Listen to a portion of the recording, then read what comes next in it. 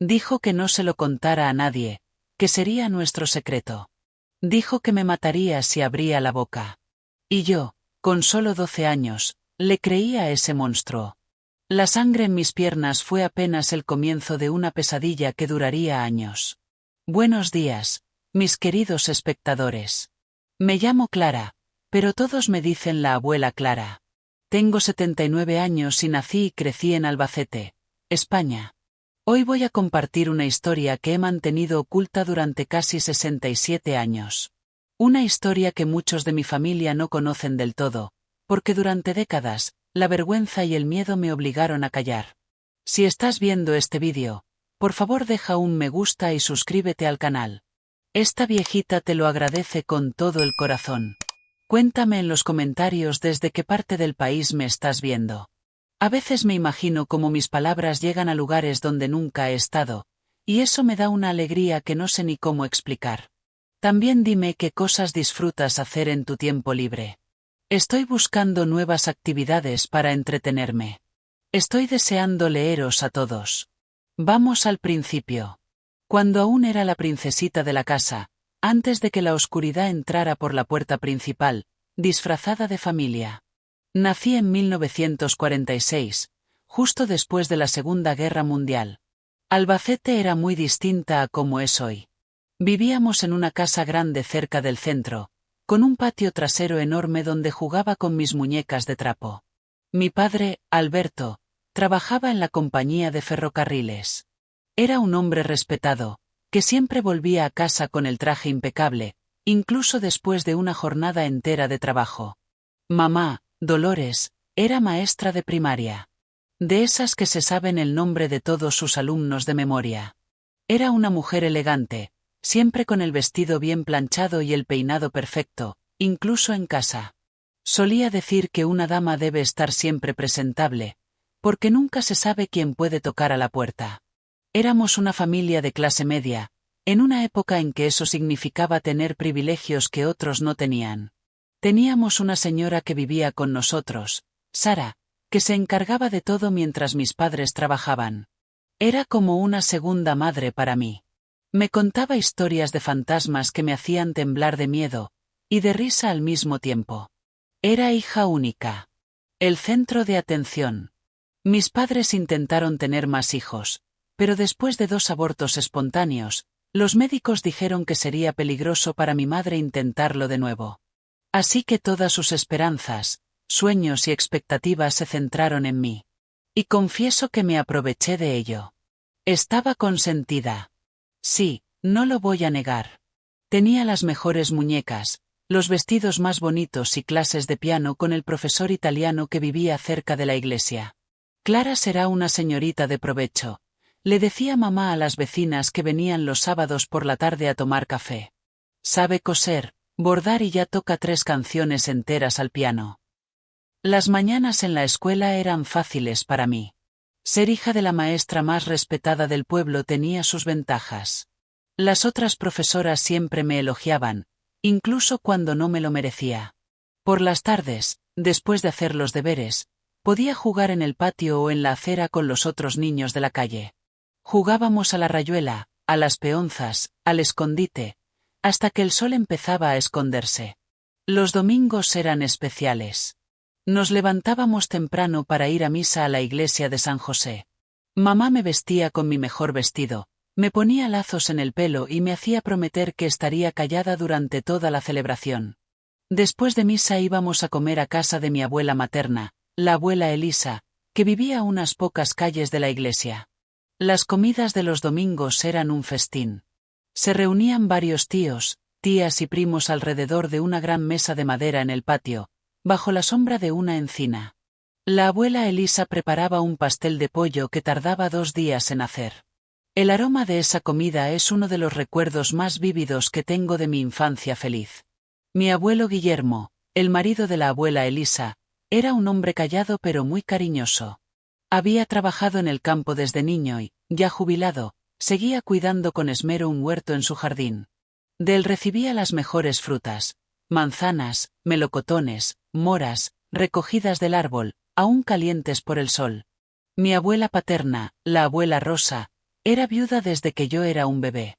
Vivía sola en una casita al otro lado del pueblo. La visitábamos una vez al mes, siempre llevándole comida y medicinas. Era una mujer de pocas palabras, vestida siempre de negro, pero que me sonreía con los ojos cuando me veía llegar. Fue en 1957, cuando yo tenía 11 años, que las cosas empezaron a cambiar. La abuela Elisa, la que hacía el mejor pastel de pollo del mundo, comenzó a sentir dolores muy fuertes. Al principio todos pensaban que era cosa de la edad. Ya tenía 67 años. Pero el dolor no desaparecía, y cada vez estaba más delgada y más débil. Es un tumor, escuché decir a papá en voz baja a mamá una noche, creyendo que yo dormía. El médico dice que ya se ha extendido por todo el cuerpo. No entendía bien qué significaba eso, pero supe que era grave por cómo mamá se echó a llorar, tapándose la boca con las manos para que yo no la oyera. La abuela Elisa solo vivió 3 meses después del diagnóstico. Vi a mi madre, siempre tan fuerte y controlada, desmoronarse poco a poco. Empezó a faltar al trabajo para cuidar de su madre enferma. Pasaba días y noches a su lado, dándole medicinas, cambiándole las sábanas, rezando. Recuerdo el día que la abuela falleció. Fue un domingo, irónicamente. No hubo pastel de pollo, ni risas en el patio. Solo silencio y el llanto contenido de los adultos. Me senté en el escalón del porche, sin entender del todo por qué todos estaban tan tristes, pero sintiendo el peso de una ausencia que nunca se llenaría. El funeral fue al día siguiente. Parecía que todo el pueblo estaba en el cementerio. La abuela Elisa era querida por mucha gente. Mamá estaba destrozada, apoyada en el brazo de papá, parecía que iba a desmayarse en cualquier momento. Ese día vi a mi abuelo Guillermo, viudo a los 70 años, llorar por primera vez. No lloraba con ruido, pero las lágrimas silenciosas recorrían su rostro arrugado mientras miraba cómo descendía el ataúd al suelo. En las semanas siguientes, la vida intentó volver a la normalidad, pero una sombra se instaló en nuestra casa. Mamá ya no era la misma. Estaba distante. Intentaba sonreírme, pero yo notaba que no era la misma sonrisa de antes. Papá hacía lo posible por mantener todo en marcha. Me llevaba y me traía del colegio, ayudaba a Sara con algunas tareas de la casa, trataba de animar a mamá con pequeños regalos. Fue entonces cuando el abuelo Guillermo empezó a aparecer más seguido por casa. Al principio, solo venía a almorzar los domingos, que ahora se celebraban en nuestro hogar. Luego comenzó a venir también entre semana. Tu abuelo se siente muy solo en esa casa, explicó papá. Tu madre es la única hija que vive en la ciudad. Todos los tíos están lejos. Es nuestra responsabilidad cuidarlo ahora. A mí me caía bien el abuelo. Siempre traía caramelos de menta en el bolsillo y me contaba historias de cuando era niño en el campo. Historias de zorros que aparecían entre los sembrados, de pesca en el río, de fiestas de San Juan donde conoció a la abuela. Eran relatos sencillos, pero me hacían viajar a un tiempo que no viví. Un día, unos 2 meses después del funeral de la abuela, papá llegó a casa con el rostro muy serio. Llamó a mamá y hablaron en voz baja en la cocina durante un buen rato. Intenté escuchar, pero Sara me mandó a mi cuarto a hacer los deberes. Esa noche, en la cena, papá hizo el anuncio. Clara, tu abuelo se va a venir a vivir con nosotros. Ya no puede estar solo en esa casa. Es demasiado grande para que la cuide, y está empezando a olvidar cosas. Ayer dejó la cocina encendida, pudo haber provocado un incendio. Mamá asintió con la cabeza, aunque sus ojos reflejaban preocupación. Arreglaremos el cuarto pequeño del fondo para él, añadió. Ya hablé con Sara. Mañana nos ayudará a traer sus cosas. Yo estaba emocionada con la idea. Tener al abuelo en casa significaba más historias, más caramelos de menta, más atención. No noté, en ese momento, lo incómoda que estaba mamá con la situación. No entendí la mirada cautelosa que se intercambiaron ella y papá. ¿Cómo podría imaginar que esa decisión, tomada por amor y deber familiar, cambiaría por completo el rumbo de mi vida? ¿Cómo iba a saber que detrás de esas historias de campo y de esos dulces de menta se escondía un monstruo que destruiría para siempre mi infancia? Aquella noche dormí tranquila, soñando con las historias que el abuelo me contaría cada día. No sabía que las verdaderas pesadillas estaban por comenzar. El abuelo Guillermo llegó un miércoles por la mañana, con solo una maleta de cuero vieja y una caja de cartón con sus pertenencias más preciadas. Yo estaba en la escuela cuando se instaló en el cuarto del fondo. El que estaba después del lavadero, separado de la casa principal por un pequeño pasillo cubierto. Ahora el abuelo formará parte de nuestra rutina, Clara, me explicó mamá mientras preparaba la cena ese día. Está envejeciendo y necesita nuestros cuidados.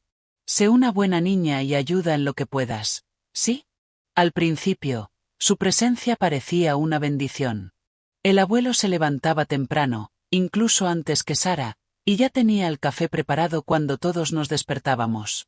Tenía una manera simple de hacer las cosas, pero muy eficaz. Arregló el grifo que siempre goteaba, reparó el portón que chirriaba, y empezó un pequeño huerto en una esquina del patio. Mi padre estaba contento al ver que, a pesar de sus 70 años, el abuelo aún tenía fuerzas y ganas. Don Guillermo tiene buena mano para estas cosas, decía papá con orgullo. Es un hombre acostumbrado al trabajo duro desde niño. Los primeros signos de que algo no estaba bien llegaron de forma sutil. Como nubes finas que anuncian una tormenta lejana. Noté que mamá evitaba quedarse sola con el abuelo. Cuando él entraba a la cocina mientras ella cocinaba, mamá buscaba enseguida una excusa para salir o me pedía que me quedara allí con ella. En ese entonces, yo pensaba que era por el duelo reciente por la muerte de la abuela. Que aún dolía y por eso el ambiente entre ellos era tenso. El abuelo empezó a prestarme aún más atención. Ya no solo me contaba historias. Ahora también me traía pequeños regalos. Lazos de colores para el pelo, caramelos de la tienda del señor Joaquín, incluso una muñeca de trapo que él mismo había hecho. Todo eso me encantaba.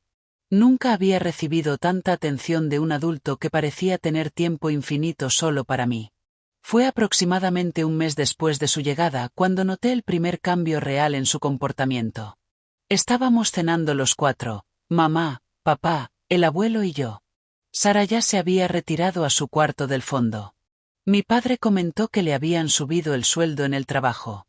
Con este dinero extra, podríamos pensar en apuntar a Clara a esas clases de ballet que tanto quiere, dijo, sonriéndome. Yo casi salto de la silla de la emoción, pero la voz del abuelo interrumpió mi celebración. ¿Ballet? Gruñó, golpeando el tenedor contra el plato con más fuerza de la necesaria. ¿Gastar dinero en tonterías? Las niñas tienen que aprender cosas útiles. Cocinar, coser, cuidar la casa. Eso de andar brincando con zapatillas es para gente de ciudad que no tiene nada mejor que hacer.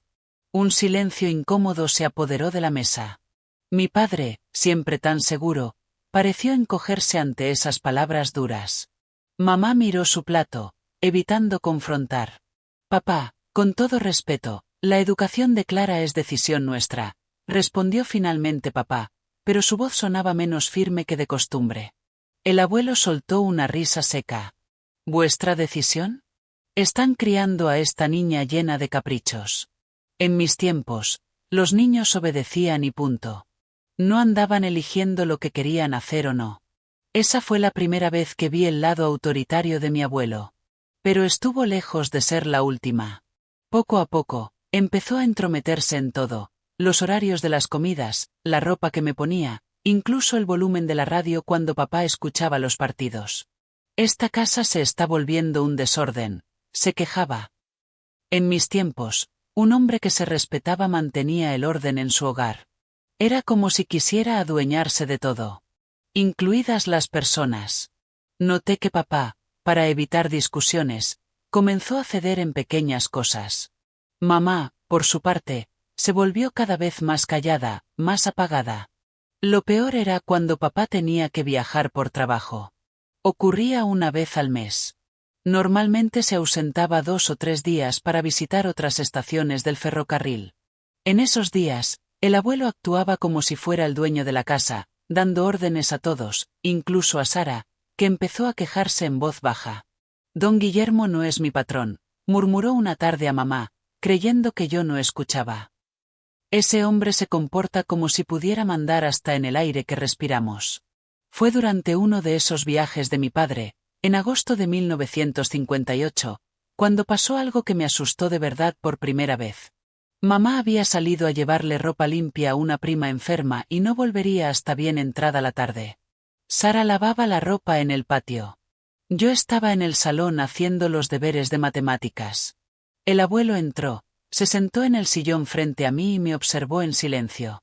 Sentí un escalofrío extraño en la nuca, como si algo no estuviera bien. «Ven aquí, Clara», dijo después de unos minutos.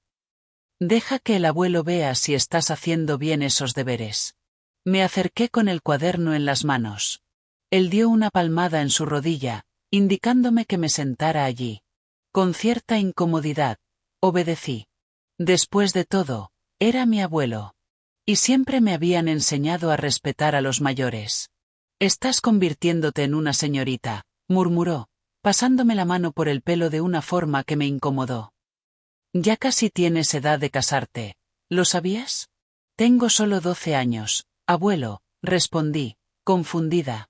En mis tiempos, una niña de 12 ya estaba prometida. Tu abuela tenía 14 cuando se casó conmigo. Su mano bajó por mi espalda en una caricia que ya no parecía la de un abuelo. Tienes que aprender pronto a ser mujer. En ese momento, Sara entró al salón con una cesta de ropa. El abuelo retiró enseguida la mano y cambió el tono de voz. Esta niña ni siquiera sabe dividir. En mis tiempos, eso se aprendía con la regla en los nudillos. Me levanté rápido, aliviada por la interrupción. Algo en la mirada de Sara me hizo pensar que había notado que algo no estaba bien, porque frunció el ceño y no me quitó ojo el resto de la tarde. Esa noche, después de cenar, me fui a mi cuarto antes de lo habitual, diciendo que me dolía la cabeza. La verdad era que quería mantenerme lejos del abuelo. Había algo en su forma de mirarme ahora que me daba miedo. Un miedo que no sabía cómo explicar, ni cómo entender. Tumbada en la cama, oí a mi madre y al abuelo hablando en la cocina. Las voces comenzaron bajas, pero pronto subieron. «Alberto es demasiado blando con esa niña», la voz del abuelo retumbaba por el pasillo. «Y tú igual. La están criando inútil. Papá, por favor», la voz de mamá sonaba cansada. «Clara es una buena niña, estudiosa, educada». «¿Educada?», interrumpió con una risa fría. «Apenas me mira cuando le hablo. En mis tiempos, los niños miraban a los adultos a los ojos y obedecían sin rechistar. Los tiempos han cambiado, papá. Y te pido que respetes nuestra manera de criar a nuestra hija». Se oyó un golpe, como si alguien hubiese pegado en la mesa. «¿Respeto? Respeto es lo que deberías tener tú conmigo. Soy tu padre. Desde que murió tu madre me tienes tirado en ese cuarto del fondo como a un perro viejo. Nadie te ha tirado a ningún sitio». La voz de mamá temblaba. «Estamos intentando cuidarte. Darte comodidad». «¿Comodidad?». Volvió a reír, esa risa que me helaba la sangre. «Me metéis en ese cubículo mientras vosotros vivís en la casa grande. Me servís de último. Me mandáis callar cuando doy un consejo».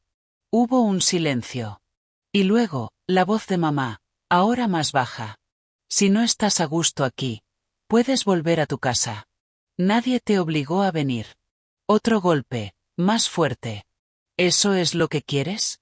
¿Deshacerte de tu padre viejo? ¿Mandarme de vuelta solo, a esperar la muerte? ¿Así es como honras a tu madre? Seguro que se revuelve en su tumba de vergüenza por ti».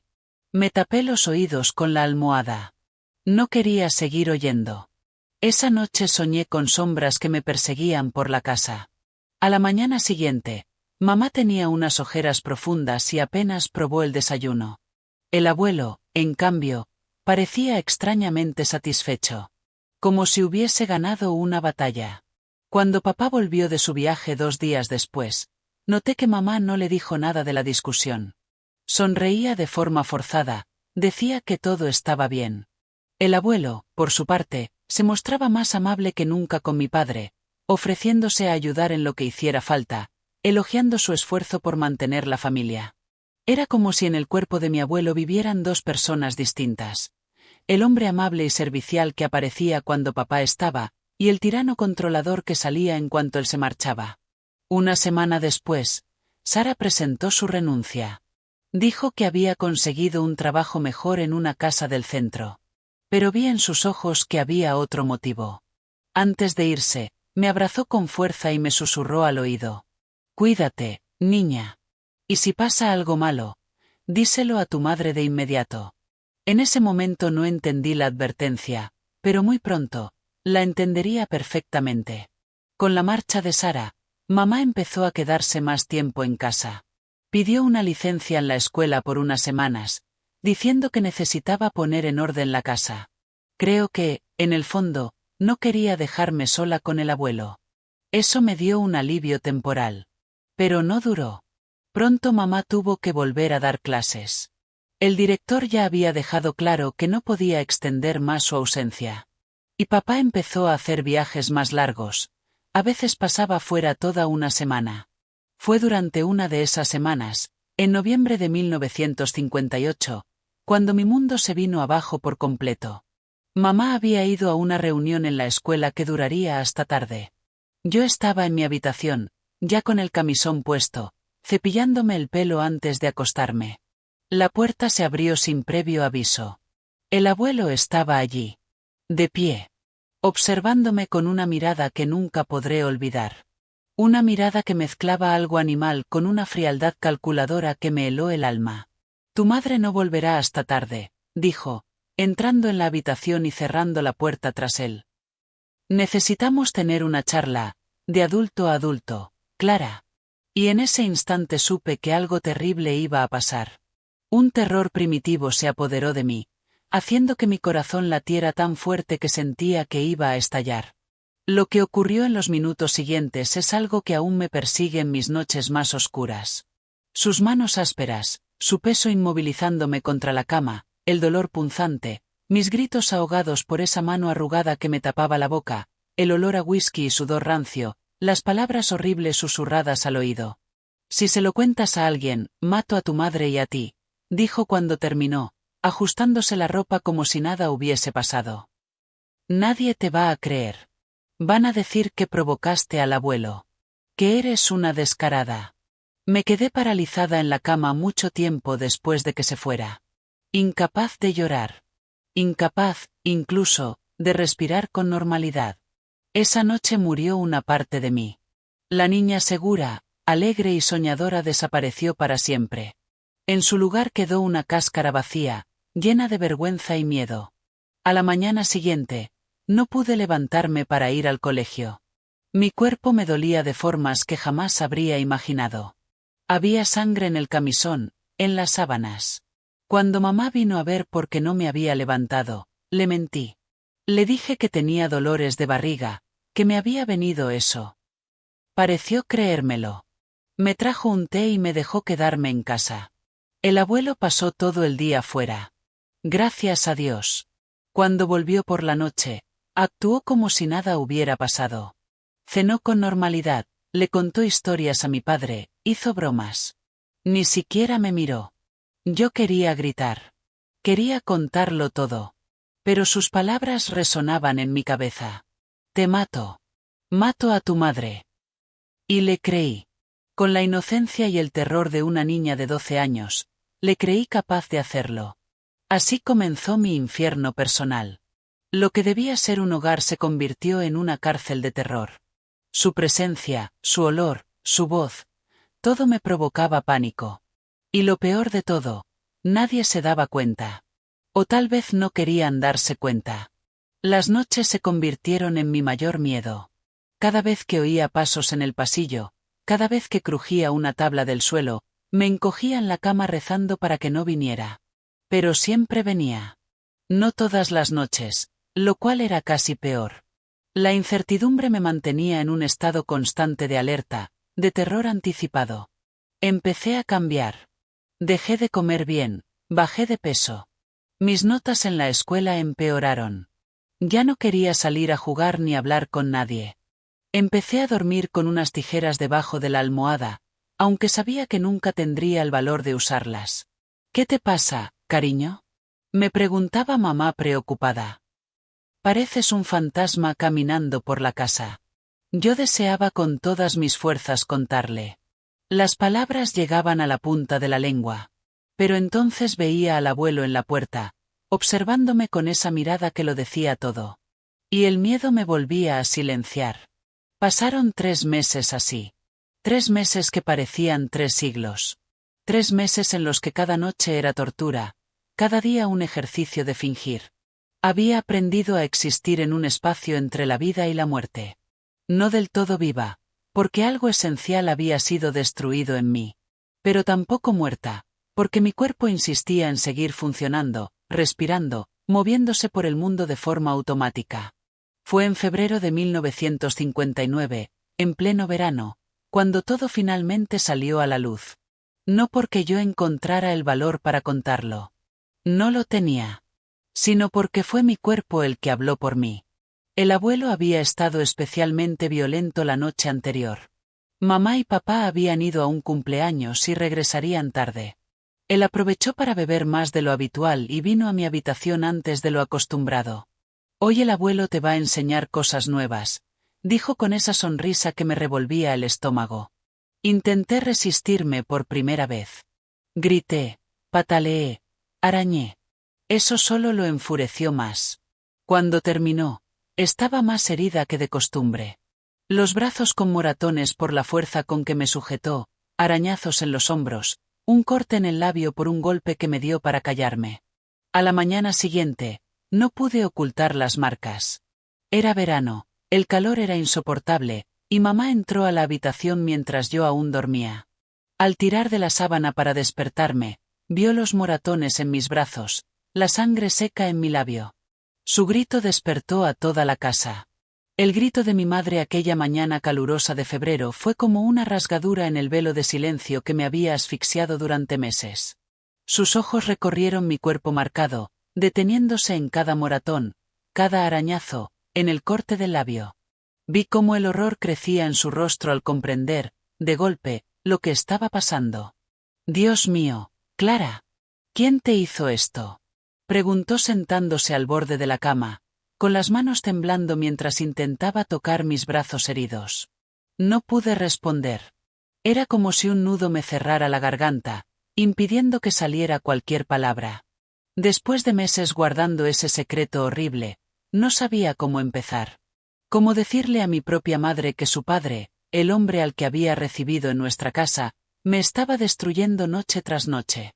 Papá apareció en la puerta, aún abotonándose el pijama, con el pelo revuelto de recién despertado. ¿Qué ha pasado? Preguntó, alarmado por el grito. Sus ojos se abrieron de par en par al verme. Nunca había visto así a mi padre. Pálido, con las pupilas dilatadas por el shock, las manos cerradas en puños tan fuertes que los nudillos se le pusieron blancos. Por un momento horrible, pensé que el abuelo también aparecería allí. Que entraría con esa cara fingida de preocupación, haciéndose el que no sabe nada, listo para inventarse alguna mentira. Mi cuerpo entero se contrajo ante esa posibilidad. Pero fue precisamente ese miedo evidente, esa reacción física de terror, lo que hizo que mi madre comprendiera por completo. Vi el instante exacto en que la verdad cruzó su rostro. Sus ojos se llenaron de lágrimas y se cubrió la boca con la mano, como si quisiera evitar que saliera otro grito aún más fuerte. Fue él, ¿verdad? Susurró, con la voz temblorosa. Fue mi padre. No hizo falta que yo respondiera con palabras. Mi silencio, las lágrimas que por fin comenzaron a correr por mis mejillas, el temblor incontrolable de mi cuerpo. Todo lo confirmó. Mi padre se tambaleó como si le hubieran dado un golpe en el estómago. Miró a mamá, luego a mí, luego volvió a mirarla. Buscando alguna explicación que no existía. Algún sentido en un horror que no lo tenía. ¿Desde cuándo? Preguntó mamá, tomando mis manos entre las suyas, con la mirada fija en mis ojos. ¿Desde cuándo pasa esto, hija? 3. Logré decir con voz casi inaudible. 3 meses. Desde noviembre. 3 meses. 90 días. Para ellos, fue un shock. Una revelación repentina y devastadora. Para mí, Había sido una eternidad en el infierno. Minuto a minuto. Segundo a segundo. El rostro de mi madre se fue deformando con una expresión que jamás le había visto. Una mezcla de dolor, rabia y culpa que pareció envejecerla 10 años en 10 segundos. ¿Por qué no nos lo dijiste antes?, preguntó papá. Las palabras del abuelo volvían a resonar. Si lo cuentas, mato a tu madre y a ti. Incluso ahora, con el secreto revelado, esa amenaza seguía teniendo poder sobre mí. Dijo que nos mataría si lo contaba, respondí entre sollozos. Que nadie me iba a creer. Que dirían que lo provoqué. Papá emitió un sonido extraño. Como el gemido de un animal herido. Y vi algo cambiar en sus ojos. La confusión y el horror dieron paso a una furia que nunca antes había visto en ese hombre siempre tranquilo. Se giró de golpe y salió de la habitación. Oí sus pasos pesados avanzando por el pasillo hacia el cuarto del fondo. Mamá se levantó de un salto, de repente alerta. «Alberto, no», gritó, corriendo tras él. Yo me quedé sola en la cama, aún envuelta en las sábanas manchadas, escuchando a lo lejos ruidos de alboroto, voces elevadas, algo rompiéndose, un golpe sordo. Quise levantarme, ver qué estaba pasando.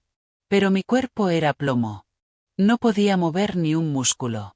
Minutos después, o fueron horas. El tiempo se distorsionaba. Mamá volvió. Estaba pálida, con el pelo alborotado y los ojos rojos de tanto llorar. Se sentó a mi lado en la cama y me abrazó. Un abrazo distinto a todos los que me había dado antes. Desesperado. Como si temiera que me desvaneciera en sus brazos. Ya no está, susurró contra mi pelo. Tu padre lo echó. No va a volver. Nunca más. Estás a salvo ahora. Quise creer esas palabras. Quise sentirme aliviada, liberada. Pero el miedo se había infiltrado tan hondo en mí, que parecía formar parte de mi propia piel. ¿Y si vuelve por la noche?, pregunté, con la voz ahogada por el terror que me provocaba esa posibilidad. ¿Y si viene a buscarme mientras dormís? Mamá me sostuvo la cara entre las manos, obligándome a mirarla a los ojos. Eso no va a pasar, dijo con una firmeza que no dejaba lugar a dudas. Tu padre está afuera ahora mismo, cambiando todas las cerraduras. Y después, iremos a la policía. Esa palabra, policía, disparó una nueva oleada de pánico dentro de mí. Significaba que otras personas sabrían. Que tendría que contarlo todo otra vez. Revivir cada detalle horrible. No quiero ir, lloré, ocultando el rostro entre las manos. No quiero que nadie lo sepa. Entiendo tu miedo, hija, dijo mamá, acariciándome el pelo. Pero tenemos que hacerlo. Para que no vuelva a hacerte daño. Para que no le haga daño a ninguna otra niña. Ese día no fuimos a la policía. En su lugar, mamá me llevó al médico. Un viejo amigo de la familia, que atendía en casa con discreción. Recuerdo cómo su expresión se volvía cada vez más sombría mientras me examinaba, haciendo preguntas en voz baja, a las que apenas podía responder. Va a necesitar cuidados, le dijo a mi madre al terminar. Y no solo físicos. A la mañana siguiente, aún adolorida y agotada, me llevaron a la comisaría. Era un edificio gris e intimidante en el centro de la ciudad. Mamá me sostenía la mano todo el tiempo, mientras papá caminaba unos pasos por delante, con los hombros tensos y la mandíbula apretada por la rabia contenida. Nos hicieron pasar a una sala pequeña, con las paredes descascaradas y un ventilador ruidoso que solo movía el aire caliente. Un agente con bigote entrecano escuchó nuestro relato, tomando notas en una libreta desgastada. Su rostro se mantenía impasible, profesional. Pero vi que algo cambiaba en sus ojos al comprender lo que había pasado. Necesitamos la declaración de la niña, dijo, mirando más a mis padres que a mí. ¿Sola? No, protesté, aferrándome al brazo de mamá. No quiero estar sola. Es el procedimiento, explicó el agente con una sorprendente amabilidad. Pero si lo prefieres, tu madre puede quedarse. Así que, con mamá a mi lado, lo conté todo. Cada noche. Cada abuso. Cada amenaza. Las palabras salían en ráfagas, entrecortadas por los sollozos, mientras mantenía los ojos fijos en mis propias manos, incapaz de mirar a los adultos en la sala. Cuando terminé, el silencio era tan denso que parecía tener peso. El agente carraspeó, visiblemente incómodo. Lo encontraremos, aseguró. No va a escapar. Pero escapó. Al menos por un tiempo. Las semanas siguientes fueron una bruma de médicos, preguntas repetidas hasta el cansancio, miradas de lástima que me seguían a todas partes. La noticia se esparció rápido, como ocurre en los pueblos pequeños. Los susurros me acompañaban en los pasillos de la escuela, en el camino a misa, en las tiendas del centro. Esa es la niña, decían. El abuelo. Pobrecilla. Ya no era Clara, la niña mimada, hija del empleado del tren y la maestra respetada. Era la víctima. Un objeto de curiosidad morbosa y compasión superficial. En casa, todo cambió drásticamente. Mis padres, devastados por la culpa de no haber visto lo que ocurría, convirtieron esa culpa en sobreprotección. Nunca volví a estar sola. Siempre había alguien conmigo. Mamá, papá, una tía que venía a pasar temporadas. Las ventanas tenían cerraduras nuevas y papá comprobaba 2, 3 veces que todas las puertas estuvieran bien cerradas antes de acostarnos. Me trasladaron a su cuarto. Mi antigua habitación, la del horror, quedó cerrada. Nadie entraba allí. Como si ese espacio estuviera contaminado para siempre. Las noches eran lo peor.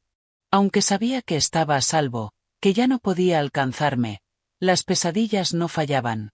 Me despertaba gritando, empapada en sudor frío, sintiendo su peso encima, el olor a whisky, las manos ásperas sobre mi piel. Mamá me abrazaba hasta que dejaba de temblar, susurrando palabras de consuelo que no alcanzaban ese lugar oscuro donde vivía el miedo. La policía lo buscó por todas partes. Había desaparecido como humo. Algunos decían que se había ido de vuelta a su pueblo natal en León.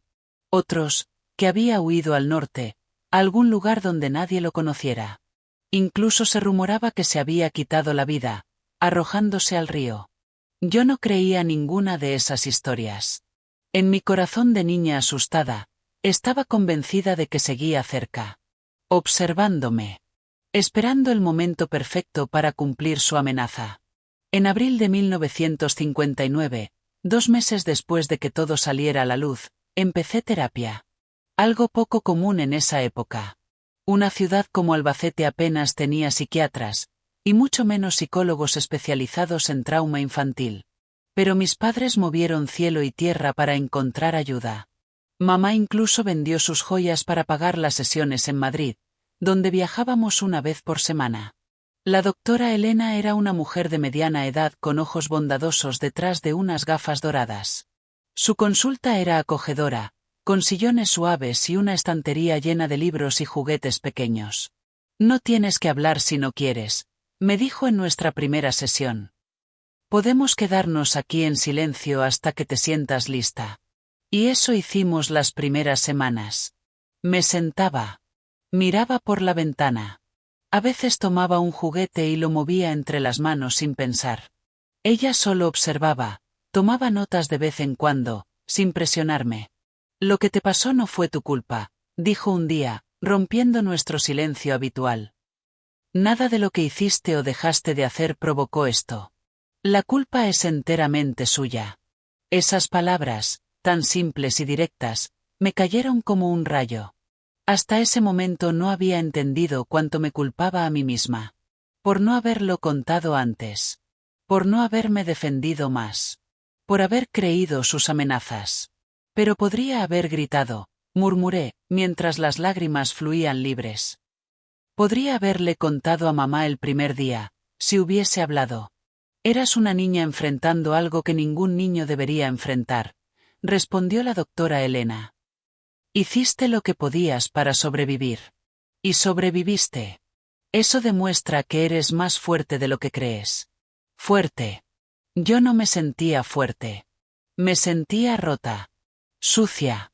Irreparablemente dañada. Nunca volveré a ser como antes, confesé, dando voz a mi mayor miedo. Nunca seré normal. Normal es una palabra complicada, dijo, ladeando la cabeza con ternura. No serás como antes. Es verdad. Nadie permanece igual después de un trauma. Pero eso no significa que no puedas tener una vida plena, feliz y con sentido. Yo quería creerla. Quería creer que existía un futuro para mí, más allá de ese horror. Más allá del miedo constante, de las noches en vela y las pesadillas. Llegó mayo, trayendo lluvias pesadas que parecían no terminar nunca. El cielo permanecía constantemente gris, como reflejo de mi alma. La policía prácticamente había dejado de buscar al abuelo.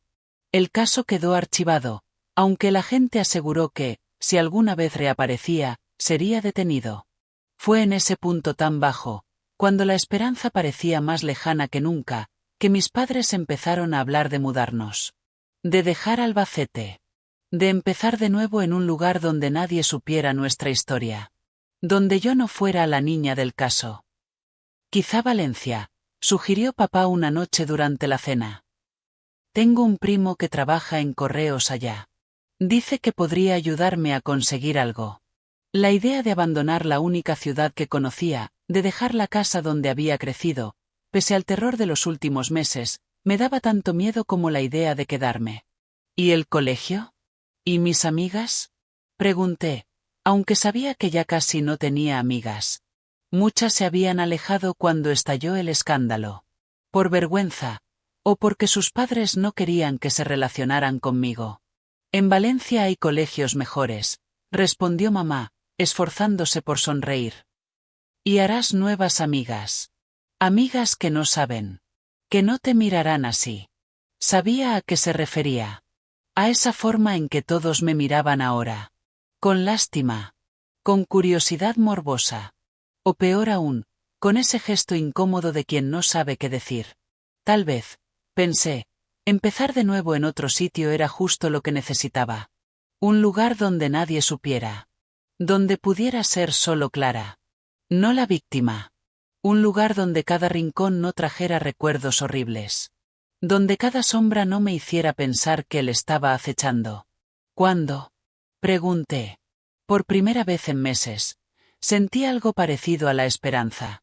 Pronto, respondió papá, apretándome la mano sobre la mesa. En cuanto me confirmen el trabajo. Unas semanas. Tal vez.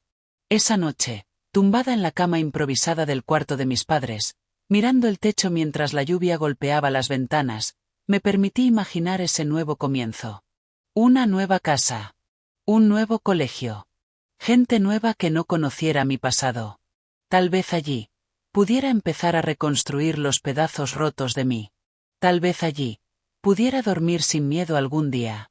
Pero antes de que pudiéramos hacer realidad ese plan, antes de escapar de aquel pueblo y de los recuerdos que me perseguían en cada esquina, algo ocurrió. Algo que ninguno de nosotros pudo prever. Y que traería a la luz fuerzas que ni siquiera sabía que tenía. Fue a principios de junio, casi 4 meses después de que mis padres descubrieran el abuso, cuando la tormenta, que parecía haber pasado, volvió con toda su fuerza. Y esta vez, yo estaría en el centro del huracán. Sin posibilidad de esconderme. Obligada a enfrentar, una última vez, al monstruo de mis pesadillas. Era un sábado de junio. Una llovizna ligera caía sobre Albacete. Esa lluvia triste que no limpia nada, solo lo empapa todo y lo vuelve más pesado. Pasé la mañana ayudando a mamá a clasificar ropa para donar. Nos preparábamos para la mudanza, aunque aún no teníamos fecha concreta. Papá había salido al centro a resolver unos asuntos en el banco. Estábamos solas en casa.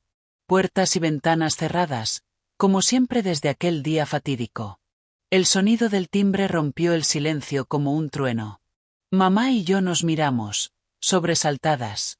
No esperábamos a nadie. Amigos y familiares sabían que debían avisar antes de venir. Era parte de las nuevas normas de seguridad de la casa. Quédate aquí, me dijo mamá, con el rostro de pronto tenso. Desde el salón, la oí acercarse con cautela a la puerta. ¿Quién es? Preguntó. La respuesta se perdió entre la lluvia, pero reconocí el timbre de la voz.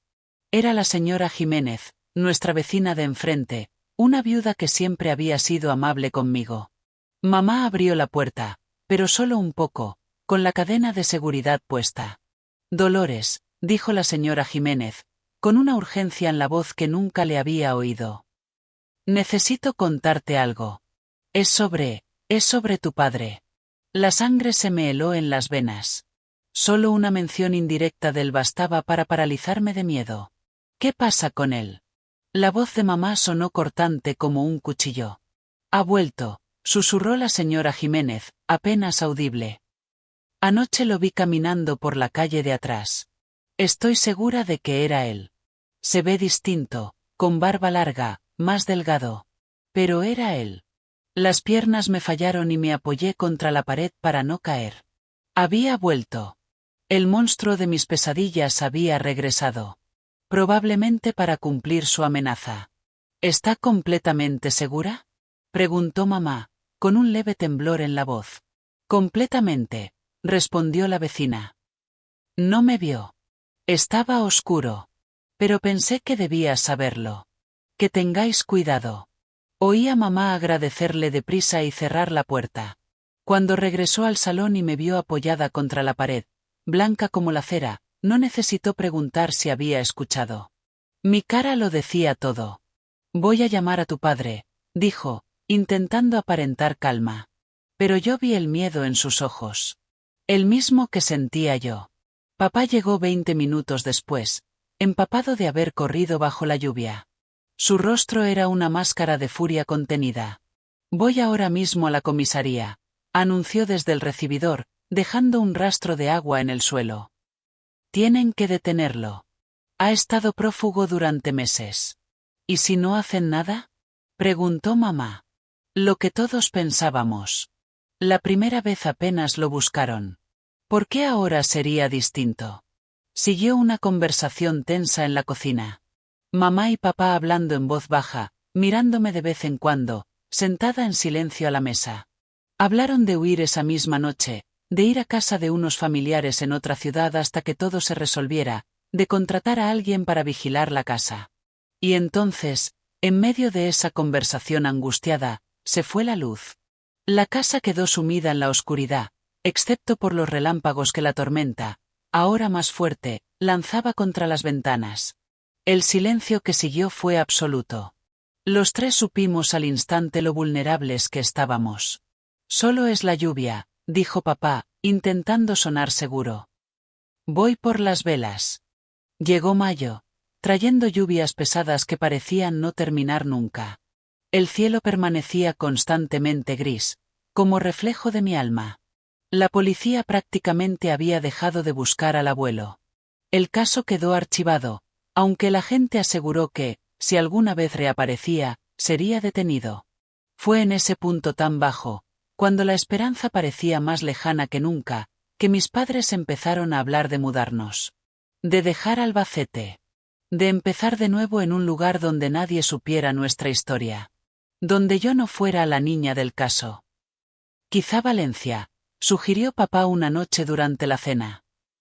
Tengo un primo que trabaja en correos allá. Dice que podría ayudarme a conseguir algo. La idea de abandonar la única ciudad que conocía, de dejar la casa donde había crecido, pese al terror de los últimos meses, me daba tanto miedo como la idea de quedarme. ¿Y el colegio? ¿Y mis amigas? Pregunté, aunque sabía que ya casi no tenía amigas. Muchas se habían alejado cuando estalló el escándalo. Por vergüenza, o porque sus padres no querían que se relacionaran conmigo. En Valencia hay colegios mejores, respondió mamá, esforzándose por sonreír. Y harás nuevas amigas. Amigas que no saben. Que no te mirarán así. Sabía a qué se refería. A esa forma en que todos me miraban ahora. Con lástima. Con curiosidad morbosa. O peor aún, con ese gesto incómodo de quien no sabe qué decir. Tal vez, pensé, empezar de nuevo en otro sitio era justo lo que necesitaba. Un lugar donde nadie supiera. Donde pudiera ser solo Clara. No la víctima. Un lugar donde cada rincón no trajera recuerdos horribles. Donde cada sombra no me hiciera pensar que él estaba acechando. ¿Cuándo? Pregunté. Por primera vez en meses. Sentí algo parecido a la esperanza. Pronto, respondió papá, apretándome la mano sobre la mesa. En cuanto me confirmen el trabajo. Unas semanas. Tal vez. Esa noche, tumbada en la cama improvisada del cuarto de mis padres, mirando el techo mientras la lluvia golpeaba las ventanas, me permití imaginar ese nuevo comienzo. Una nueva casa. Un nuevo colegio. Gente nueva que no conociera mi pasado. Tal vez allí pudiera empezar a reconstruir los pedazos rotos de mí. Tal vez allí pudiera dormir sin miedo algún día. Pero antes de que pudiéramos hacer realidad ese plan, antes de escapar de aquel pueblo y de los recuerdos que me perseguían en cada esquina, algo ocurrió. Algo que ninguno de nosotros pudo prever. Y que traería a la luz fuerzas que ni siquiera sabía que tenía. Fue a principios de junio, casi 4 meses después de que mis padres descubrieran el abuso, cuando la tormenta, que parecía haber pasado, volvió con toda su fuerza. Y esta vez, yo estaría en el centro del huracán.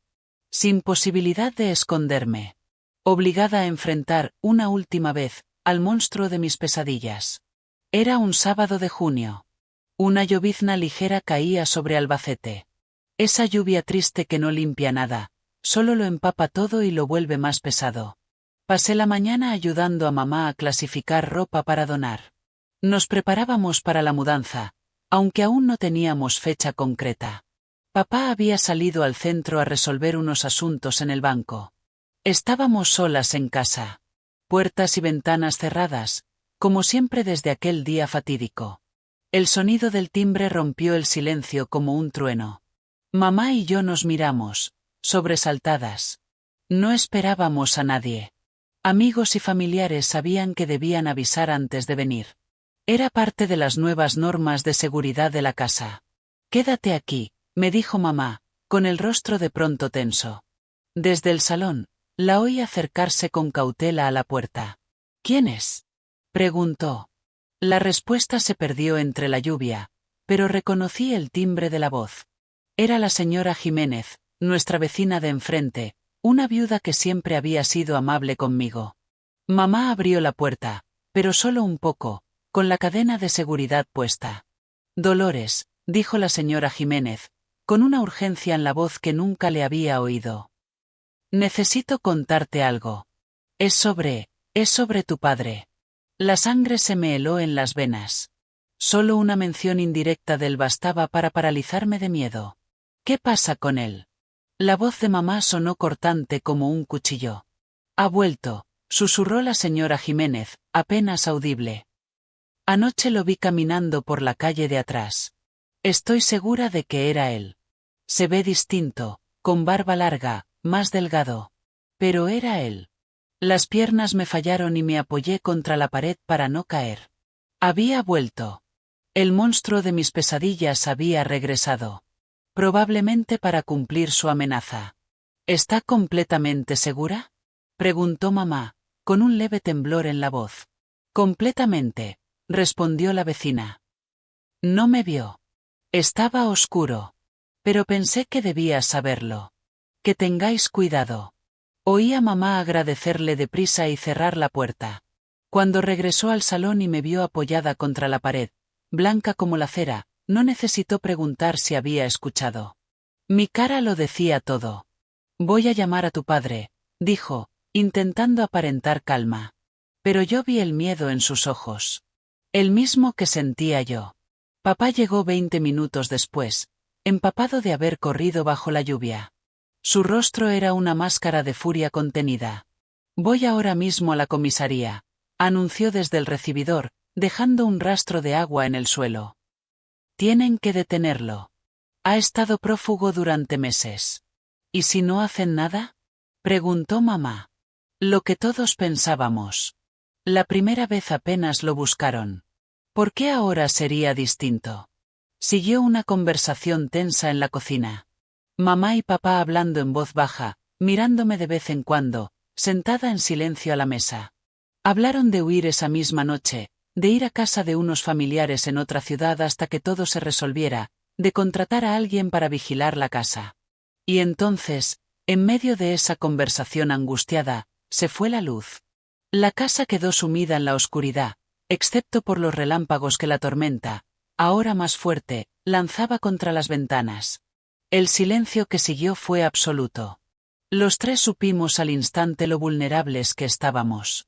Solo es la lluvia, dijo papá, intentando sonar seguro.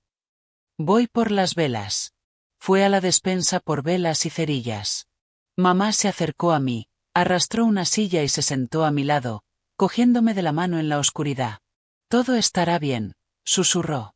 Pero su voz no logró ocultar la duda. Fue en ese momento cuando escuchamos el ruido. Un leve crujido. Como si alguien estuviera forzando la puerta trasera, la que daba al patio, cerca del cuartito donde había vivido el abuelo. Papá regresó corriendo de la despensa, sin las velas ni las cerillas. ¿Habéis oído eso?, preguntó, con la voz tensa. Antes de que pudiéramos responder, otro crujido, más fuerte. Inequívoco. Alguien estaba intentando entrar. Al dormitorio. Ahora, ordenó papá, en un susurro urgente. Encerraros ahí. Yo voy a ver qué es. No, exclamé, agarrándole del brazo con desesperación.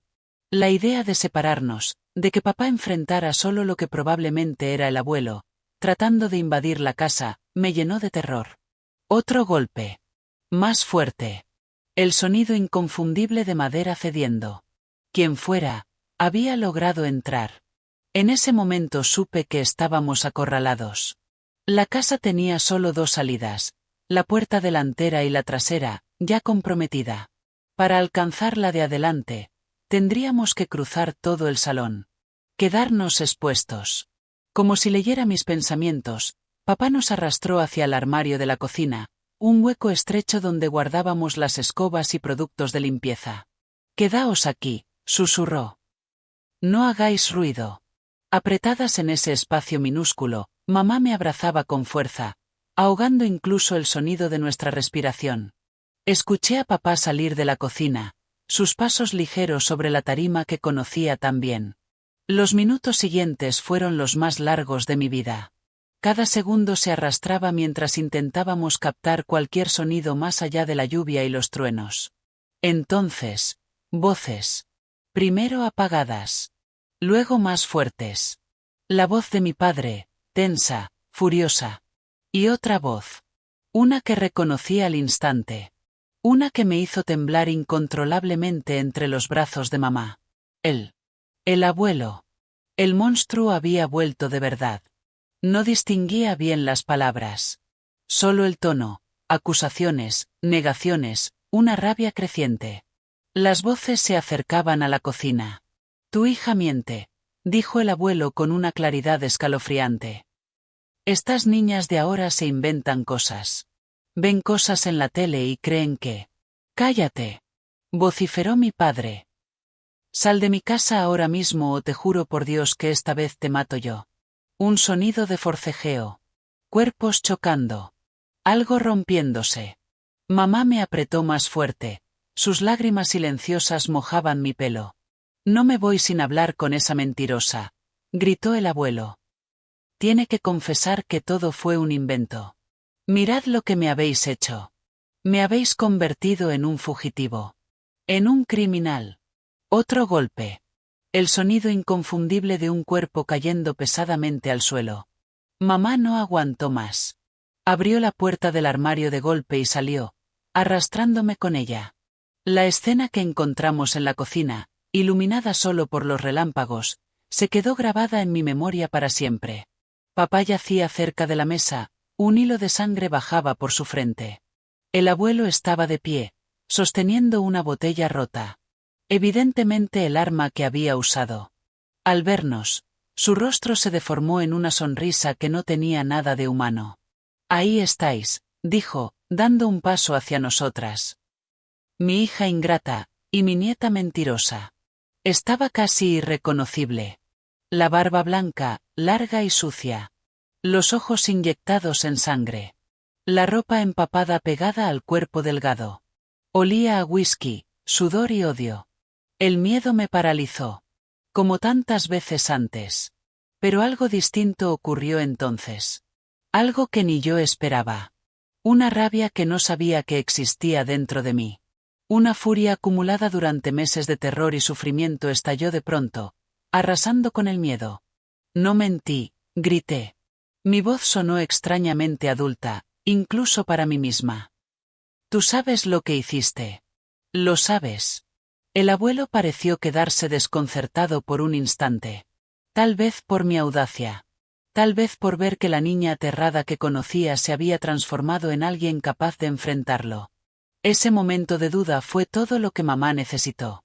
Con un movimiento rápido, agarró la sartén de hierro fundido que estaba sobre la cocina, y antes de que el abuelo pudiera reaccionar, le golpeó con todas sus fuerzas en un costado de la cabeza. El impacto fue brutal. El abuelo tambaleó, soltó la botella rota, y cayó de rodillas, aturdido. Una herida sobre la oreja empezó a sangrar lentamente. Papá ya se incorporaba, tambaleante pero decidido. Vi en sus ojos lo mismo que sentía en mi corazón. No habría más miedo. No habría más huida. Esa noche, de una forma u otra, la pesadilla terminaría. Lo que ocurrió a continuación pareció desarrollarse a cámara lenta. El abuelo, incluso herido, intentó levantarse, apoyándose en el borde de la mesa. Los ojos, nublados por el dolor y el alcohol, se clavaron en mí con odio puro. Tú, gruñó, intentando dar un paso hacia mí. Tú lo arruinaste todo. Papá se interpuso entre los dos, protegiéndome con su cuerpo. Al mismo tiempo, mamá corrió al teléfono de pared, que milagrosamente aún funcionaba pese al apagón, y marcó con rapidez. «¡Policía!», gritó al auricular. «Por favor, vengan rápido. Calle Roble 247. Ha entrado en nuestra casa. Está intentando atacar a nuestra hija». El abuelo, al darse cuenta de que estaba acorralado, hizo un último intento desesperado. Con un movimiento sorprendentemente ágil para su edad, agarró un cuchillo del fregadero y se abalanzó sobre papá. Todo sucedió muy rápido. Papá esquivó el ataque, intentando desarmarlo. Hubo un forcejeo breve y violento. Vi el filo del cuchillo brillar con la luz de un relámpago mientras luchaban por controlarlo. Y entonces, un grito. El cuchillo cayó al suelo con un tintineo metálico. El abuelo retrocedió, sujetándose el brazo, con sangre deslizándose entre los dedos. En ese instante volvió la luz, inundando la cocina con un resplandor casi sobrenatural tras tanta oscuridad. La escena se congeló como una fotografía macabra. Papá, jadeando, con la frente ensangrentada. Mamá aún con el teléfono en la mano, los ojos abiertos de par en par. El abuelo contra la pared, herido. Y yo, de pie en medio de la cocina, presenciando el final de una pesadilla que había durado demasiado. Las sirenas comenzaron a sonar a lo lejos, acercándose a gran velocidad. El abuelo miró a su alrededor, como un animal acorralado buscando una vía de escape. Pero no había salida. Las puertas y ventanas por las que podría huir estaban del otro lado de la casa. Y nosotros bloqueábamos el paso. Fue entonces, con las sirenas acercándose y la captura inevitable, que vi algo romperse en sus ojos. No era arrepentimiento. Ni vergüenza. Nada tan humano. Era solo la comprensión de que había perdido. De que ya no tendría poder sobre nosotros. De que su impunidad había llegado a su fin. «No sabéis lo que habéis hecho», murmuró, deslizándose por la pared hasta sentarse en el suelo, aún sujetándose el brazo herido. «No tenéis ni idea». Minutos después, la casa fue invadida por agentes de policía. El abuelo fue detenido, esposado, a pesar de sus quejas por la herida. Recuerdo que me miró una última vez mientras lo arrastraban fuera. Una mirada que ya no tenía poder sobre mí. Porque ahora yo sabía algo que él no. Había sobrevivido. Había enfrentado al monstruo. Y seguía de pie. Las horas siguientes fueron un torbellino. Paramédicos atendiendo la herida de la frente de papá. Policías tomando declaraciones. Vecinos curiosos asomándose a la acera, pese a la lluvia, intentando entender qué había pasado. Sentada en el salón, envuelta en una manta que alguien me había puesto sobre los hombros, Observaba todo ese movimiento con una extraña sensación de distancia. Como si flotara por encima de la escena. Como si todo le estuviera ocurriendo a otra persona, no a mí. Solo cuando todos se fueron, la policía prometiendo volver al día siguiente, los sanitarios tras asegurarse de que nadie necesitaba ir al hospital, los vecinos dispersándose a regañadientes, la realidad empezó a asentarse. Éramos los tres, en silencio, agotados, aún procesando lo que había ocurrido. Un extraño silencio llenaba el ambiente. No el silencio opresivo del miedo, ese que había sido nuestro compañero durante meses. Era un silencio distinto. Casi pacífico. Se acabó, dijo papá por fin, con voz baja pero firme. Ya no podrá hacerte daño, Clara. Nunca más. Por primera vez en mucho tiempo, creí de verdad esas palabras. La pesadilla había terminado. No como esperábamos. No como lo habíamos planeado. Pero terminó. Esa noche, por primera vez en meses, dormí sin tener pesadillas. Un sueño profundo y reparador que pareció lavar un poco del horror acumulado en mi alma infantil. A la mañana siguiente, al despertar, una sensación extraña me invadió. Tardé unos segundos en identificarla. Tan desacostumbrada estaba a ella. Era esperanza. Una pequeña llama de esperanza. De que, tal vez, la vida podía volver a ser buena. El abuelo fue formalmente acusado y encarcelado. El juicio, unos meses después, fue rápido. Las pruebas eran abrumadoras, especialmente después de haber irrumpido en nuestra casa, confirmando con sus actos todas las acusaciones. Fue condenado a 12 años de prisión. Nunca volví a verlo después de aquella noche en la cocina. Y nunca quise volverlo a ver. Años más tarde supe que murió en la cárcel. Un infarto, en el 5º año de condena. La noticia no me dio alegría. Tampoco tristeza. Solo un extraño vacío. Como si, finalmente, se hubiese pasado la página más dolorosa de un libro. Nuestra mudanza a Valencia se concretó de todos modos, unos meses después del incidente. Necesitábamos empezar de nuevo. Lejos de los recuerdos, lejos de las miradas, lejos de los susurros que persistían, incluso después de su condena. En Valencia, poco a poco, reconstruimos nuestra vida. Continué la terapia con la doctora Elena, que me ayudó a entender que lo que me había pasado no me definía. Que yo era más, mucho más, que la violencia que sufrí. Mamá volvió a dar clases, ahora en una escuela grande donde nadie conocía nuestro pasado. Papá consiguió un buen puesto en correos, gracias al primo que nos había ayudado. Poco a poco, la vida empezó a recuperar color. Fue un camino largo y difícil. Hubo recaídas, momentos en que el miedo regresaba con fuerza, noches en que las pesadillas volvían tan vívidas como siempre. Pero cada día que pasaba, cada pequeña victoria, hacer una nueva amiga, dormir una noche entera sin gritar, poder hablar del pasado sin romperme, era un paso más hacia la sanación. A los 17 años conocí a Roberto, un joven dulce y paciente que años después se convertiría en mi marido. Fue la primera persona, fuera de mi familia y la terapia, a quien le conté lo que había vivido. Su reacción, compasión sin lástima, indignación sin tratarme como una víctima, fue una pieza clave en mi proceso de sanación.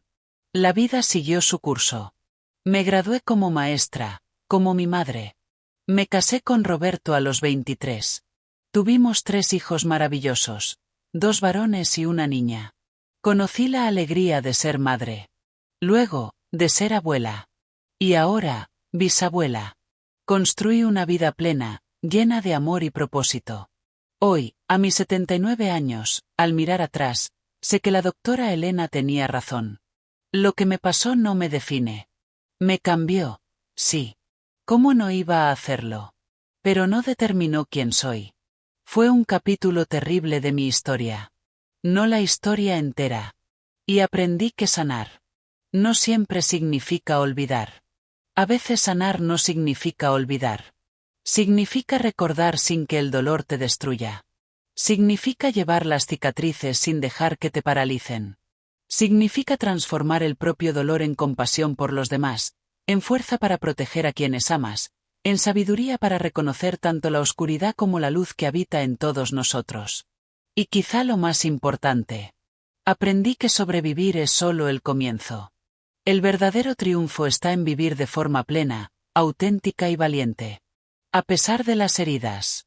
A pesar del miedo. A pesar de las pérdidas. Por eso estoy contando esta historia hoy. No para impactar ni para provocar lástima, sino para que, tal vez, alguna otra niña, alguna otra mujer, alguna otra persona que carga heridas invisibles, sepa que no está sola. Que la oscuridad, por densa que parezca, no dura para siempre. Que al otro lado hay luz, esperando a quienes tienen el valor de seguir caminando. El veredicto de aquel juicio aún resuena en mis oídos como si hubiera sido ayer. Culpable, dijo el juez, golpeando la mesa con su mazo. El abuelo recibió 12 años de prisión. Pero para mí, ninguna condena sería suficiente para compensar lo que había hecho. Incluso sabiendo que estaba tras las rejas, las cicatrices seguían abiertas en mi alma. Al día siguiente del juicio, mamá, papá y yo tuvimos una conversación seria en nuestra cocina. El aire era denso. No solo por la sentencia, sino porque todos sentíamos que algo seguía sin resolverse. La justicia oficial había cumplido su función. Pero había otra justicia, más profunda, que aún quedaba pendiente. 12 años, murmuró papá, pasándose la mano por el cabello, ya con mechones blancos. Puede salir antes por buena conducta. ¿Y entonces? ¿Viviremos siempre mirando por encima del hombro? Mamá suspiró. Sus ojos cargaban un peso imposible. El dolor de saber que su propio padre, el hombre que debía protegernos, había destruido la inocencia de su única hija. Tenemos que hacer algo definitivo, dijo con una determinación que nunca antes había visto en sus siempre dulces ojos. Algo que asegure que nunca podrá volver a hacerle daño a Clara. Fue en esa cocina donde el plan empezó a tomar forma. No era un plan de venganza. Ni de violencia. Mis padres nunca fueron personas violentas. Era un plan de protección. De renacer. De reconstruir nuestra vida de tal manera que ese hombre no pudiera alcanzarnos nunca más. Nos iremos de Albacete, anunció papá. No solo a otra ciudad. Desapareceremos. Volveremos a empezar donde él no pueda encontrarnos. Incluso si algún día sale de prisión. Valencia había sido nuestro plan inicial. Pero ahora, parecía demasiado obvio. Sería el primer lugar donde nos buscaría si recuperara la libertad. Necesitábamos algo más radical. Más seguro. El norte, sugirió mamá, para sorpresa de todos. Mi prima Marjorie se mudó a Santander hace años. Dice que es otro mundo, otra vida. Allí nadie nos conoce. Santander. Ese nombre sonaba como una promesa exótica de nuevos comienzos. Casi 900 kilómetros al norte, separados no solo por la distancia, sino por paisajes, climas y costumbres completamente distintas. ¿Y el trabajo? ¿El colegio de Clara? ¿La casa? Preguntó papá, con la preocupación de siempre por sostenernos. Venderemos todo, respondió mamá con una firmeza inesperada. Cambiaremos de nombre si hace falta. Haremos lo que sea necesario para proteger a nuestra hija. Yo los observaba, impresionada por su determinación, por el amor que demostraban. Estaban dispuestos a renunciar a todo. A sus trabajos estables, a la casa que construyeron con tanto esfuerzo, a la cercanía de amigos y familiares. Todo, por mí. ¿Y tú qué opinas, Clara? Me preguntó papá, finalmente. ¿Estás lista para un nuevo comienzo? ¿Para dejar todo esto atrás? Miré la cocina, las paredes que habían sido testigos de tantos recuerdos, algunos felices, otros terribles. Pensé en el colegio, donde todos me miraban con lástima o curiosidad morbosa. Pensé en las calles de Albacete, que ahora siempre parecían esconder sombras. Sí, respondí. Y por primera vez en muchos meses, sentí algo parecido al entusiasmo. Quiero irme. Quiero empezar de nuevo. Los preparativos comenzaron discretamente, casi en secreto. No queríamos que nadie supiera a dónde íbamos. Ni siquiera los pocos familiares con los que aún manteníamos contacto. Papá solo se lo contó a su jefe, inventando un problema de salud que requería tratamiento en otro clima. Vendimos la casa a una pareja de Madrid que ni siquiera la visitó. La compraron a través de una inmobiliaria, atraídos por el precio por debajo del mercado. Los muebles grandes se incluyeron en la venta. El resto se donó o vendió en pequeños lotes para no despertar sospechas. Mamá escribió a su prima Marjorie pidiéndole ayuda para encontrar una casa de alquiler, información sobre colegios y posibles trabajos. Las cartas se enviaban a la casa de una compañera de trabajo de confianza, para no dejar rastro en caso de que alguien de la familia del abuelo intentara localizarnos. En 2 meses, todo estuvo listo. Salimos de Albacete al amanecer, un día de octubre de 1959. Cuando el pueblo aún dormía. Un solo taxi. 3 personas. 6 maletas. Eso era todo lo que quedaba de nuestra vida anterior.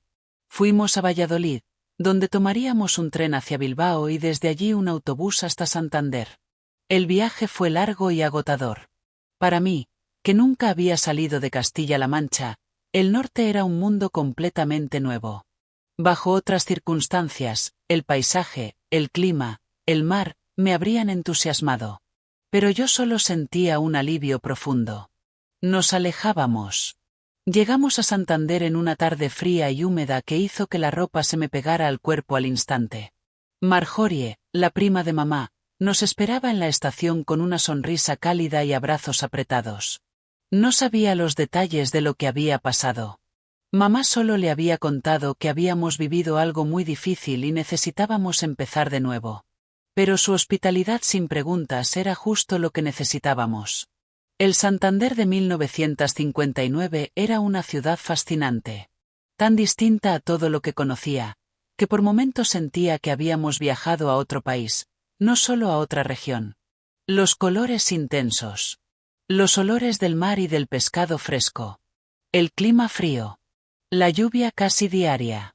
El ritmo pausado de la vida. Todo conspiraba para hacerme sentir que, por fin, habíamos dejado atrás el pasado. Alquilamos una casa pequeña pero luminosa en el barrio de Cueto, no muy lejos de donde vivía Marjorie. Papá consiguió trabajo en una empresa de importación gracias a un contacto que ella tenía. Ganaba menos que en el ferrocarril, pero ofrecía oportunidades. Mamá, tras algunas semanas, fue contratada como profesora sustituta en un colegio primario. Para mí, la adaptación fue más difícil. El colegio era distinto. El acento de la gente, el lenguaje coloquial, las costumbres, incluso la comida del comedor escolar me resultaba extraña. Las primeras semanas casi no hablé con nadie.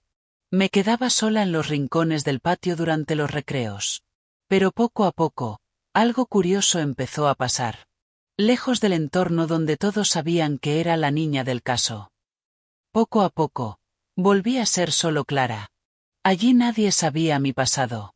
Nadie me miraba con lástima ni con curiosidad morbosa. Era un anonimato liberador. La primera amistad que hice fue con Emilia, una niña pecosa y de sonrisa fácil que se sentaba junto a mí. Me adoptó, por decirlo así.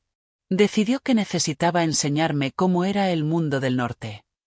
Hablas muy raro, se reía, imitando mi acento manchego. Ven, te voy a enseñar lo que es un buen bocarte. No esa cosa que coméis allá. Con Emilia descubrí el mercado de la esperanza, probé comidas que no sabía que existían, aprendí a subir al funicular, a perder el miedo al mar. Su compañía, tan libre y alegre, era un bálsamo para mi espíritu herido. En casa también vi a mis padres cambiar. Adaptarse. Papá dejó los trajes formales de Albacete, incompatibles con el clima de Santander, y adoptó jerseys de lana y pantalones informales. Mamá dejó crecer su pelo. A veces incluso lo llevaba suelto, algo que nunca antes había hecho. Pequeños gestos, que simbolizaban algo mucho más grande. Nos estábamos permitiendo ser personas distintas. Dejando atrás no solo el horror de lo que habíamos vivido, sino también las versiones rígidas de nosotros mismos que existían antes. Claro, no todo fue fácil. Todavía había noches en las que me despertaba gritando, empapada en sudor frío, convencida de haber escuchado la voz del abuelo en el pasillo. Días en los que un hombre mayor por la calle, con algún parecido físico a él, me hacía quedarme paralizada del miedo. O momentos en los que alguien cerraba una puerta con fuerza y yo entraba en pánico. Seguí con terapia, esta vez con una nueva psicóloga, la doctora Margarita. Mamá le contó toda la verdad, para que pudiera ayudarme de verdad. No era igual que las sesiones con la doctora Elena en Los Ángeles, pero poco a poco fuimos construyendo una relación de confianza. El trauma no desaparece solo porque cambies de vestido, me explicó la doctora Margarita en una de nuestras primeras sesiones. Pero puedes aprender a cargar con esa historia de un modo que no te impida vivir plenamente. Y eso fue lo que poco a poco empezamos a hacer. Aprender a llevar nuestra historia, de otra forma. Un año después de nuestra llegada a Santander, papá recibió una carta. Venía del abogado que había gestionado la venta de nuestra casa en Albacete. Era breve y directa. El abuelo había muerto en prisión. Un infarto masivo durante el almuerzo en el comedor. Papá y mamá dudaron durante días si contarme o no. Al final lo supe por casualidad, escuchando detrás de una puerta, un hábito que arrastraba desde Albacete y que aún no había logrado abandonar del todo. Cuando los enfrenté, mamá me abrazó con lágrimas en los ojos. Ya no puede hacerte daño, hija mía, dijo. Nunca más. No lloré. No sentí alivio, ni alegría, ni tristeza. Era como si me hablaran de un desconocido. Y en cierto sentido, era verdad. El hombre que me había hecho tanto daño no era realmente mi abuelo. Era un monstruo que llevaba su cara. El verdadero impacto de la noticia llegó más tarde, en los días y semanas siguientes. Me di cuenta de que ya no necesitaba mirar constantemente por encima del hombro. Que ya no teníamos que mantener nuestra ubicación en secreto. Que el miedo a que un día saliera de prisión y nos encontrara, por fin había desaparecido. Era como si un peso enorme se hubiera levantado de nuestros hombros. Nuestra nueva vida en Santander dejó de ser una huida, y se convirtió simplemente, en nuestra vida. En 1962, cuando tenía 15 años, papá fue ascendido a jefe de almacén en la empresa de importación. El aumento de sueldo nos permitió comprar una casa más grande y luminosa, cerca del parque de Mataleñas. Mamá consiguió una plaza fija como maestra. Y yo, para sorpresa de todos, incluida la mía, me convertí en una de las mejores alumnas de mi curso. Mira eso, dijo papá con orgullo, al ver mis notas llenas de sobresalientes. ¿Quién lo hubiera dicho, eh? Nuestra hija, la intelectual de la familia. En el nuevo colegio hice más amistades. Empecé a participar en el grupo de teatro, y descubrí que actuar, ser otra persona durante unas horas, tenía un efecto terapéutico muy curioso. Sobre el escenario, dejaba de ser Clara, la niña con un pasado doloroso. Y me convertía en quien hiciera falta. Fue en el teatro escolar donde conocí a Tomás, cuando tenía 16. Él tenía 18 y era el protagonista de la obra en la que yo hacía un papel secundario. Alto, de cabello oscuro y unos ojos azules que llamaban la atención. Tomás fue mi primer amor verdadero. Nuestra relación se desarrolló con calma. A diferencia de otros chicos, él nunca fue impaciente ni insistente. Parecía entender intuitivamente mis límites, mis miedos. Aunque nunca le conté mi pasado. Nuestro primer beso fue después de una función especialmente exitosa. Fue tierno, respetuoso. Y por primera vez, no sentí miedo al contacto de otra persona. Era como si algo que llevaba congelado por dentro, empezara a derretirse. Tomás y yo estuvimos juntos casi 2 años. Fue mi primer novio, mi primera experiencia de amor romántico. Con él, entendí que la intimidad física podía ser algo hermoso, respetuoso, basado en el consentimiento mutuo y el cariño. Lo opuesto exacto de la violencia con la que se me había presentado la sexualidad. Con el tiempo, Tomás ganó una beca para estudiar ingeniería en Barcelona. Nuestra relación no sobrevivió a la distancia, pero nos separamos con cariño y respeto. Él siguió su camino y yo el mío. Pero siempre le estaré agradecida por el papel que tuvo en mi proceso de sanación. En 1966, con 19 años, Me matriculé en la Universidad de Cantabria para estudiar filología hispánica.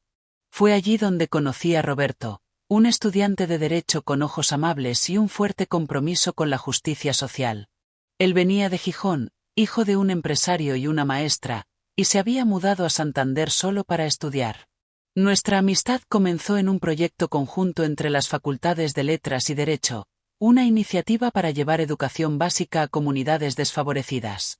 Pasábamos horas debatiendo materiales, planeando clases, discutiendo a veces sobre métodos pedagógicos.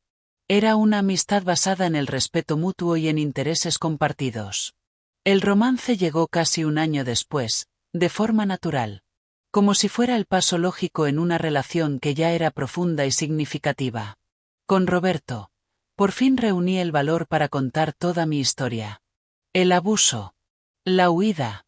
El nuevo comienzo en Santander. Fue el primer hombre fuera del entorno familiar y terapéutico al que le conté todo. Su reacción fue justo lo que necesitaba. Indignación por lo que me había pasado, sin tratarme como una víctima rota. Compasión sin lástima. Y, sobre todo, comprensión. Eres la persona más fuerte que he conocido, me dijo, tomándome las manos. Y te amo exactamente como eres, con todas tus cicatrices, y toda tu fuerza. Nos casamos en 1970, cuando yo tenía 23 y él 25. Fue una ceremonia pequeña pero llena de alegría, en una iglesia cerca de nuestro nuevo hogar. Mis padres, visiblemente emocionados, me acompañaron al altar. Los dos juntos. Una ruptura con la tradición, que tenía todo el sentido para una familia como la nuestra, que había sobrevivido unida a la peor de las pesadillas. Los años siguientes trajeron más sanación, más alegrías, más hitos de una vida que, contra todo pronóstico, se había vuelto plena y significativa. Nuestro primer hijo, Pablo, nació en 1972. Sara llegó en 1975. Y finalmente Marcos, en 1979. Tener hijos fue otra etapa clave en mi proceso de curación. Cada embarazo, cada parto, era una forma de recuperar mi cuerpo. De afirmar que era mío. No un objeto de violencia, sino un vehículo de vida, de amor, de continuidad. Con cada hijo, me sentía más conectada con mi humanidad. Más entera. Más completa. Ser madre también trajo nuevos desafíos y miedos. Me descubrí siendo sobreprotectora, especialmente con Sara.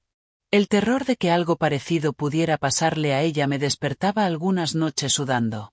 Tuve que hacer mucho trabajo interior, y algunas sesiones extra de terapia, para encontrar el equilibrio entre proteger a mis hijos y permitirles vivir sus propias vidas, sin el peso de mi trauma. Mis padres fueron abuelos maravillosos. Presentes, amorosos, pero siempre respetando nuestro espacio como familia. Papá se jubiló en 1980 y dedicó gran parte de su tiempo a sus nietos. Les enseñó a pescar, a arreglar cosas, a disfrutar de los pequeños placeres de la vida. Mamá siguió enseñando hasta 1985, cuando también se jubiló. Y se entregó de lleno a su rol de abuela. La vida siguió su curso, trayendo alegrías y tristezas, como en todas las familias. Perdí a papá en 1990 por un infarto repentino. El mismo final que había tenido su torturador, años antes. Una ironía que no pasó desapercibida. Mamá vivió más tiempo. Falleció en paz en 2003, a los 84 años, rodeada de hijos, nietos, e incluso algunos bisnietos. Roberto y yo seguimos juntos. Construimos una vida que jamás imaginé posible en aquellos días oscuros de 1958. Él se convirtió en un abogado respetado, especializado en derechos humanos. Yo me volví profesora universitaria, compartiendo mi amor por la literatura con generaciones de jóvenes. Nuestros hijos crecieron, formaron sus propias familias. Pablo se hizo médico. Sara, como yo, se convirtió en profesora. Y Marcos eligió la ingeniería. Juntos, me dieron 7 nietos maravillosos. Que ahora ya me están regalando bisnietos. Hoy, con 79 años, al mirar hacia atrás, Veo con claridad cómo aquel plan desesperado que mis padres idearon en aquella cocina en 1959 cambió completamente el rumbo de nuestras vidas. No solo me alejaron del peligro. Nos abrieron caminos que jamás habríamos recorrido si nos hubiéramos quedado en Albacete.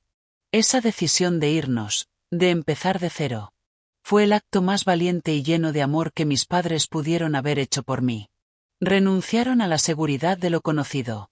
Arriesgaron todo por un futuro incierto. Solo para darme la oportunidad de sanar.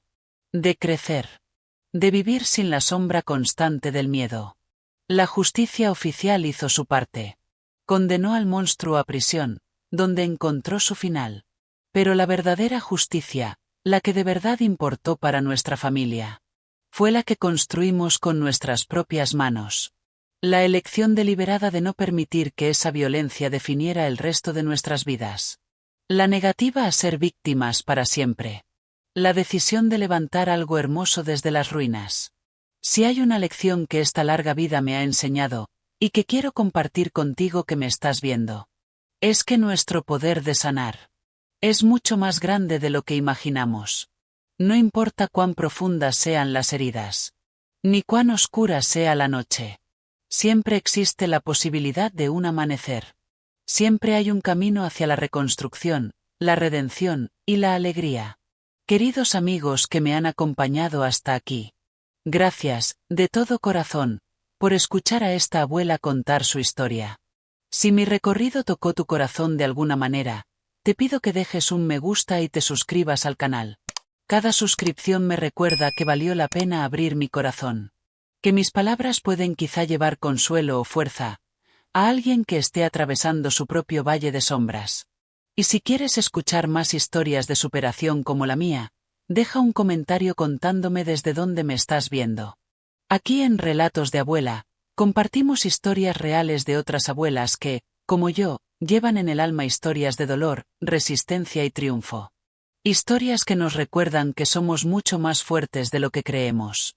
Que nuestras cicatrices, aunque nunca desaparezcan del todo, pueden convertirse en marcas de honor. Marcas que no solo cuentan lo que sufrimos, sino, sobre todo, cómo sobrevivimos. Hasta el próximo vídeo, mis queridos. Que Dios bendiga a cada uno de vuestros caminos.